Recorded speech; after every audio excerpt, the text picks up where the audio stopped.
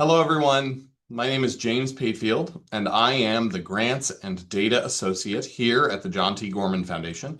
It's my pleasure to share some information about the Direct Services Grant Program with you via this video resource. In the first part of this video, I'll provide an overview of the program, review eligibility, and go through some frequently asked questions. The goal of this video is to help equip you with the information you need to start an application if you feel the program is a good fit for your organization's work. More information is available on our DSGP webpage on the John T. Gorman Foundation website. But if questions remain after reviewing these resources, please reach out to me via email or schedule a time to make a phone call. So the purpose of the Direct Services Grant Program is to provide funding to organizations that address the immediate food or housing needs of people in Maine who are experiencing poverty.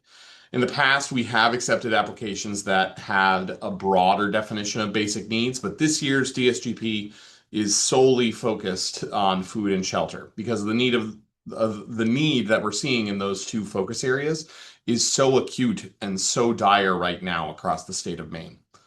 While the work of the Foundation's overall grant making focuses on the well-being of children and families, the Direct Services Grant Program accepts applications from organizations who are serving the food and housing needs of all populations in Maine who are experiencing poverty.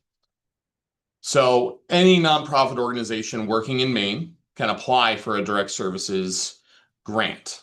That includes tribal governments, municipalities, public schools, and organizations that are not 501c3 nonprofits, but have a fiscal sponsor who is. These grants range from $5,000 up to $30,000. And there are two types of applications for the direct service grants. We have operating support and program-specific support. General operating support provides you with the most flexibility in terms of funds, but is reserved for organizations solely addressing food and/or shelter needs. Program support, on the other hand, is for organizations addressing those needs within the broader context of their work. All of these grants that we're talking about are 12-month grants. Again, this program focuses on addressing immediate needs. Successful proposals will be the ones that can quickly provide services after funding is received so that the grant can be fully used in that time frame. So here are some frequently asked questions that we get about this program.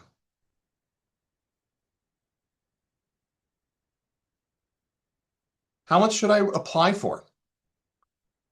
The first is a very common and reasonable question. Should I apply for that full $30,000 amount? There's not going to be a clear-cut answer for everyone. It's really dependent on your individual organization's needs and capacity. We receive many requests from many great organizations for this program and look closely at how requested funding amounts reflect each organization's budget, population served, and history. And final funding decisions are made in the context that this is a very competitive program. And we receive many, many applications from organizations doing great work. Even though so many of those applications are deserving and great fits, we can't fund them all. So we do make sure that we look at your budget for the program or the organization, depending on which route you want to take, receiving program-specific funding or general operating support. So if you're a smaller organization and your budget isn't very large, it's unlikely that we'll fund you at the full amount of $30,000. And if you're a newer organization that has never applied to us before, that might also be a consideration when we're looking at funding the full possible amount. If you want to apply for general operating support, your mission should really be centered on providing food and/or shelter for Maine residents who are experiencing poverty, in the sense that that is everything you do. You have a successful track record of providing those services. If you do not have that sort of mission, program-specific funding requests might be a better fit for you.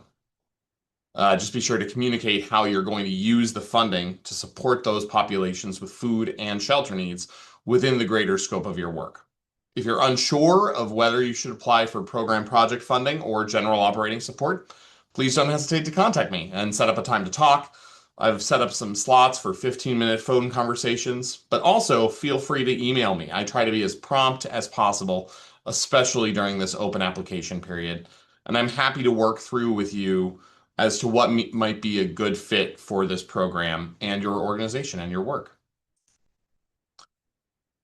If you applied last year, you can absolutely apply again this year. We don't have any restrictions around applying if you're an existing grantee in any of our programs, or if you received a direct services grant last year.